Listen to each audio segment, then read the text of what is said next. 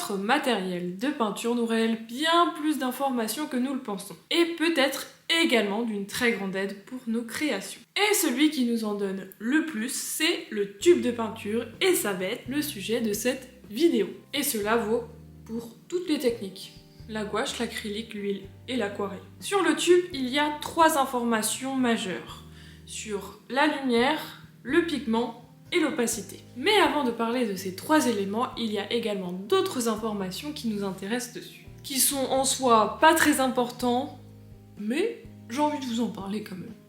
Sur tous les tubes de peinture, vous avez le lot de fabrication,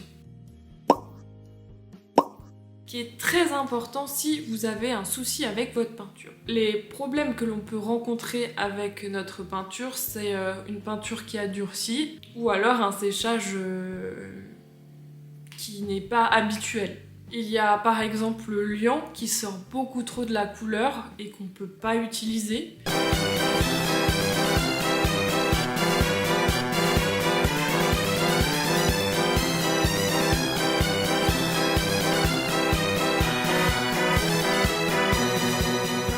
Vous pouvez contacter le magasin où vous l'avez acheté ou bien la marque directement.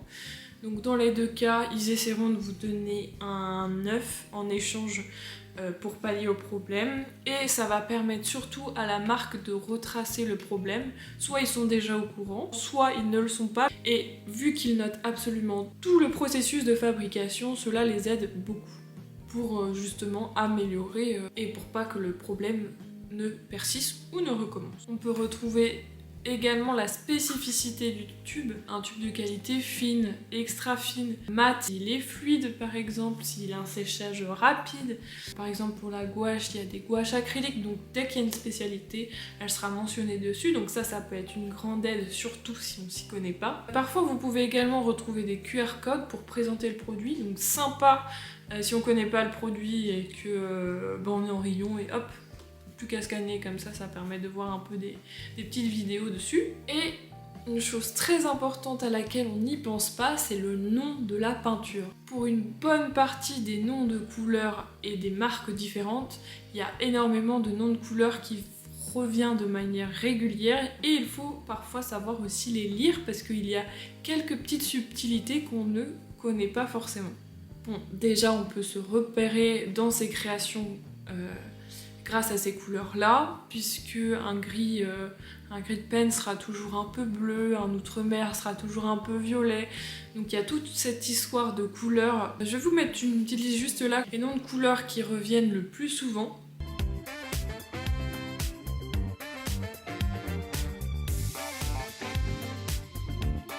Ça peut donc aider à se repérer dans ses créations parce que c'est tout le temps les mêmes teintes. Ça, peu importe la technique et la marque. Après, il y a des nuances qui sont légèrement différentes que d'autres. Certains noms de peinture peuvent également nous dire la provenance ou de quoi il est composé. Par exemple, tout ce qui est terre de sienne, terre d'ombre brûlée, etc. On peut savoir que ça vient des carrières.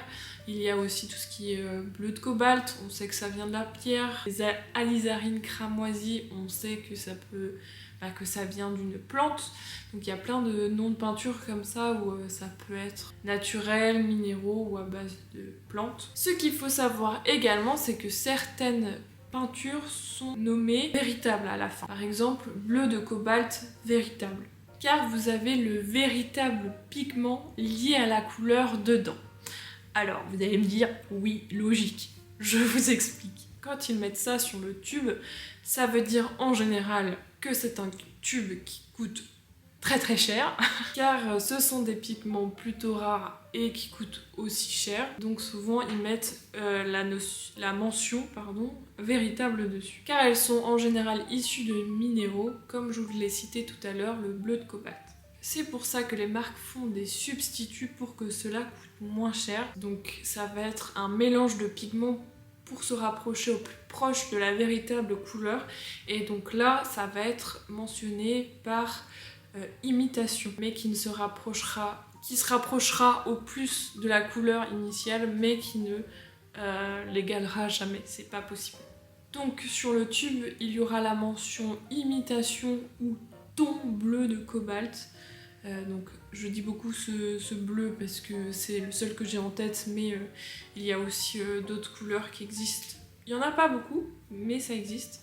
Ce qu'il faut savoir également, c'est que la couleur où il y a marqué véritable, elle est monopigmentaire. Et il faut savoir que ce genre de couleur est impossible à avoir avec des mélanges de couleurs, c'est une couleur pure, c'est vraiment très unique comme couleur, donc il faut forcément acheter un tube. Et c'est aussi les plus belles couleurs en général, parce qu'elles coûtent. En fait, celles qui coûtent le plus cher sont les plus belles. Hein.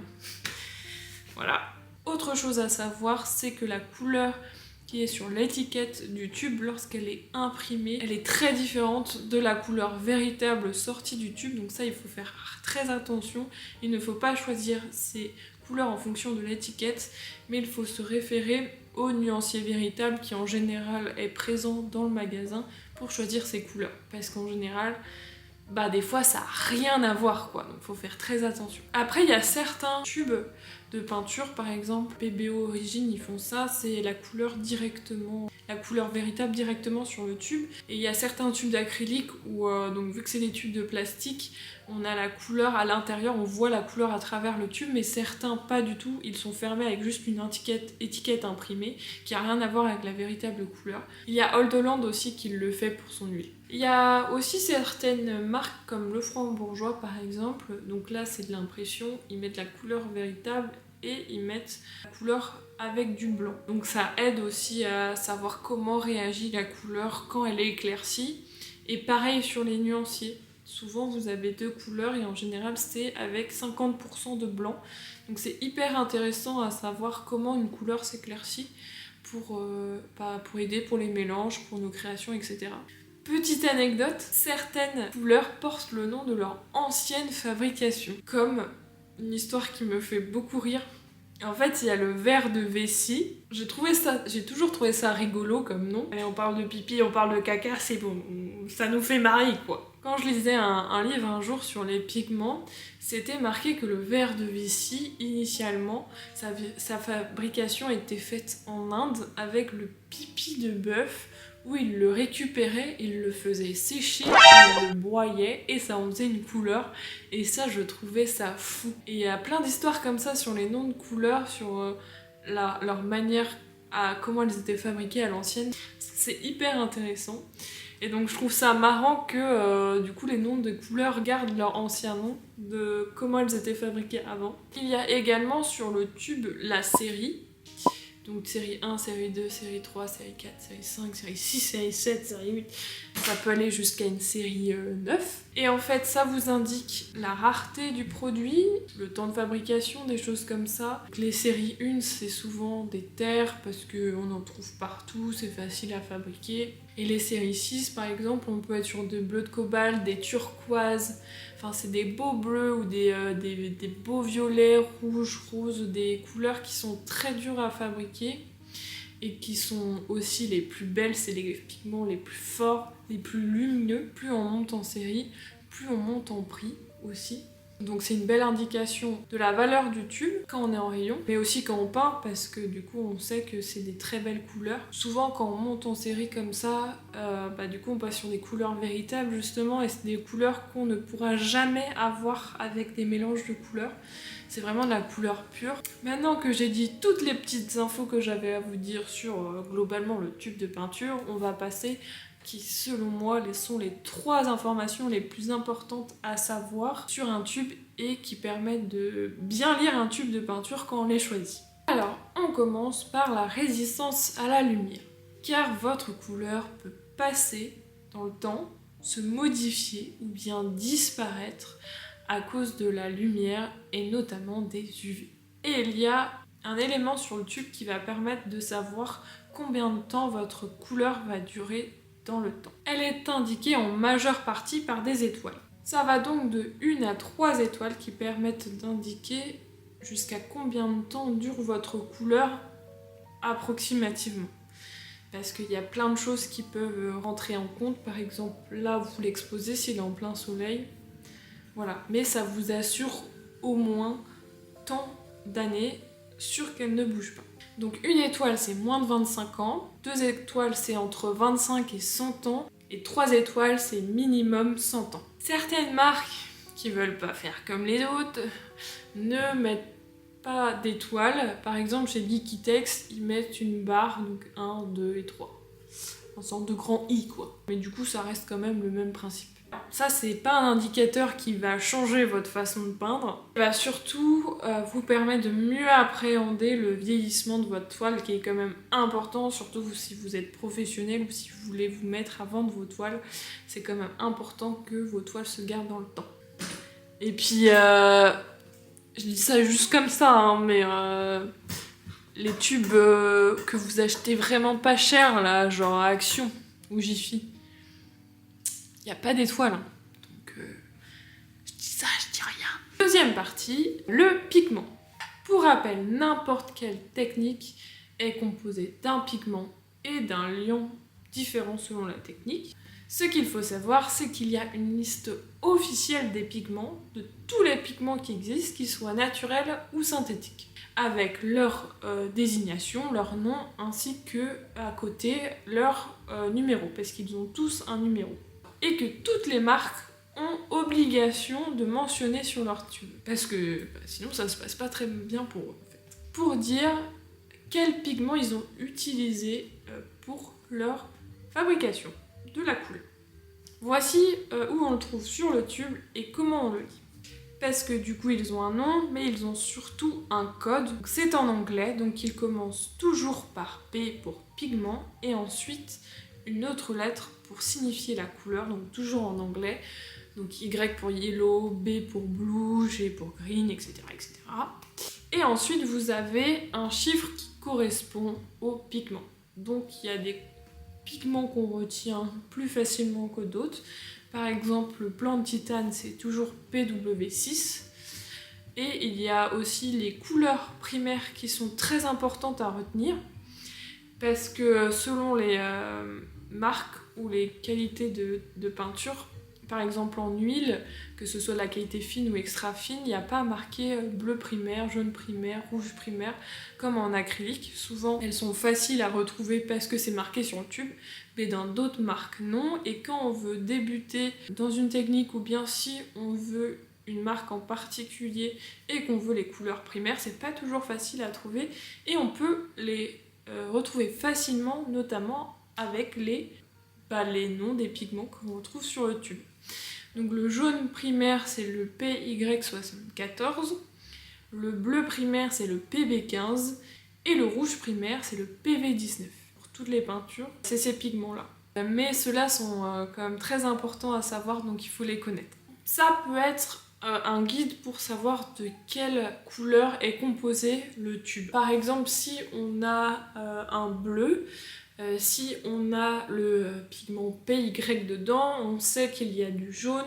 Si on a la mention PG dedans, c'est qu'on sait qu'il y a du vert, ou si PR, on a du rouge. Donc on va savoir si notre bleu tire sur le jaune, sur le vert, sur le rouge. Et ça équivaut sur toutes les couleurs.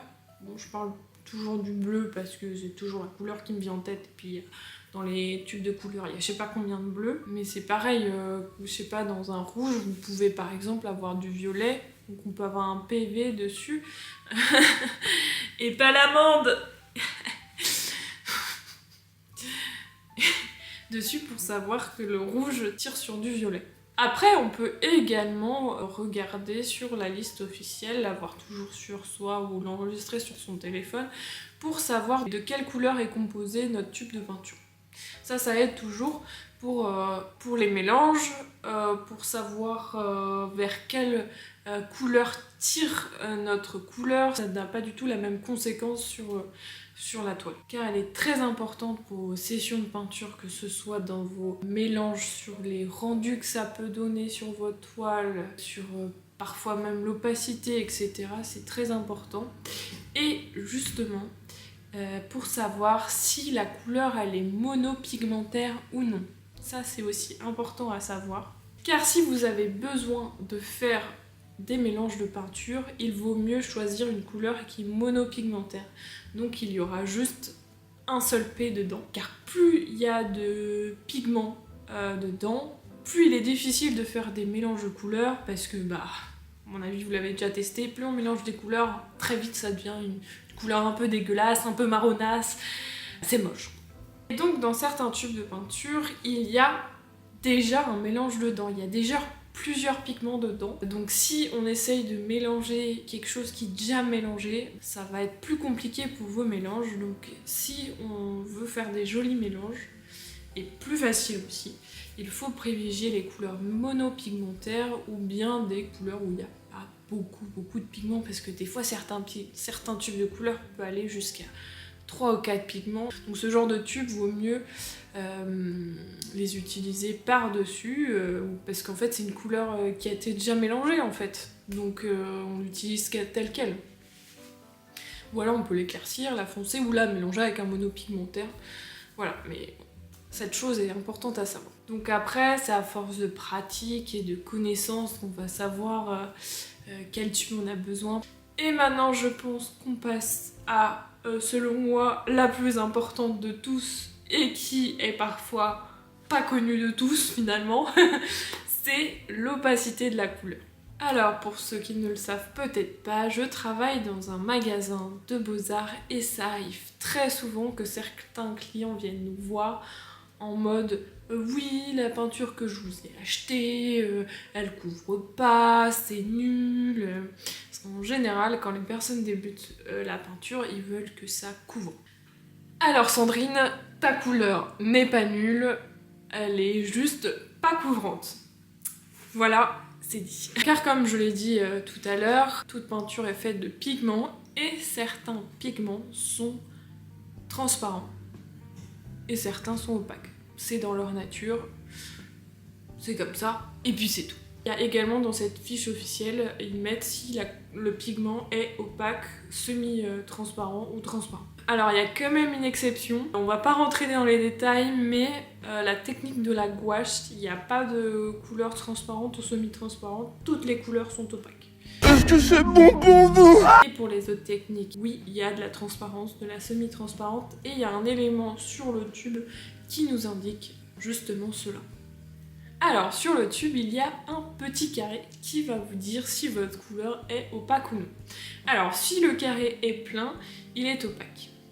Si il est semi-transparent, le petit carré est coupé en deux, et si votre couleur est transparente, le petit carré, il est tout vide. Et cela est une aide considérable, selon moi, quand vous peignez. Parce que du coup, il y a certains besoins ou des envies, on préfère opaque, on préfère transparent. Dans certains cas, on a besoin de transparent, dans certains cas, on a besoin de l'opacité. Car même si de manière générale, on préfère les couleurs opaques, parce qu'on aime quand ça couvre, c'est tellement satisfaisant. Et notamment les personnes débutantes, elles aiment quand ça couvre bien. Les couleurs transparentes ne sont pas du tout à négliger et elles sont tout aussi utiles que les opaques, mais pour des raisons différentes. Ça peut être perturbant parce qu'il y a une marque en huile notamment, donc c'est la marque Sennelier, où là c'est à l'inverse. Leur étiquette est noire, du coup ils ont fait à l'inverse. Donc ça chamboule tout et les gens sont perdus. Quand le carré est noir, c'est que c'est transparent, et quand le tube et quand le carré est blanc, c'est que c'est opaque. De quoi mettre... Alors, petite info de dernière minute, et j'allais mettre ma vidéo en ligne quand j'ai su une information. En fait, j'allais vous dire un peu des bêtises, mais pas trop. Et en fait, pour les carrés d'opacité sur les tubes, effectivement, c'est bien la majeure partie des cas noir, couleur opaque, et blanc, couleur transparente, mais c'est le cas quand l'étiquette est blanche. Et la plupart des tubes ont une étiquette blanche. C'est pour ça qu'on pense que c'est forcément comme ça, dont j'en fais partie, mais j'ai su il n'y a pas longtemps que si l'étiquette a un fond de couleur, c'est à l'inverse, et donc Sennelier a bien raison. Il n'y a que les puristes qui savent ça, et Sennelier fait partie des marques très puristes, et justement PBO respecte pas trop cette règle, parce que du coup même s'ils ont des fonds de couleur, le carré reste noir et le carré reste blanc si c'est transparent. Mais normalement dans les règles ça fonctionne pas comme ça. Donc voilà, petite rectification pour cette petite info. Le monde à l'envers finalement. Il y a des couleurs qui seront toujours opaques, toujours transparentes. Alors par exemple notamment tout ce qui est les couleurs jaune, orange, c'est les couleurs les plus transparentes. Enfin le jaune est la couleur la plus transparente, donc ça va être très dur de trouver un jaune qui va être opaque. Il sera toujours au max semi-transparent. Je parle d'un jaune classique.